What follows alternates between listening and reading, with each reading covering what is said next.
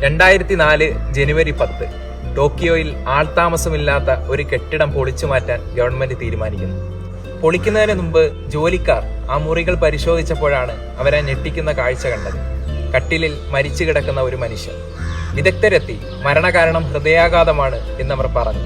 അതിലെ ട്രാജഡി അതൊന്നുമായിരുന്നില്ല. ജോലിക്കാർ കണ്ടെത്തിയത് കേവലം ഒരു മൃതശരീരമായിരുന്നില്ല, അത് ഒരു അസ്ഥികൂടമായിരുന്നു. ആ മുറിയിൽ തൂക്കിയിരുന്ന കലണ്ടർ 1984. അതെ, ആ മനുഷ്യൻ മരിച്ചിട്ട് 20 വർഷങ്ങൾ കഴിഞ്ഞിരിക്കുന്നു. ആരും ആ വ്യക്തിയെ അന്വേഷിച്ചിറങ്ങിയിട്ടില്ല, ആരും തിരക്കി വന്നിട്ടില്ല, ആരും ഒന്ന് ഓർത്തിട്ട് പോലുമില്ല. ഓർക്കാൻ പോലും ഒരാളില്ലാതിരിക്കുക, ആ അവസ്ഥ എത്രയോ ഭീകരമാണല്ലേ.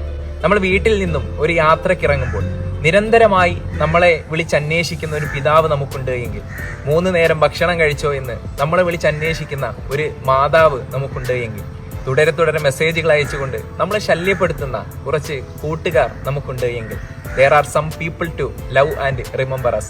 ഈ ലോകത്തിൽ നമ്മളെ ഓർക്കാനും നമ്മളെ സ്നേഹിക്കാനും കുറച്ചാളുകളെങ്കിലും ഉണ്ട് എന്നുള്ളതിൽ നമുക്ക് സമാധാനിക്കാം.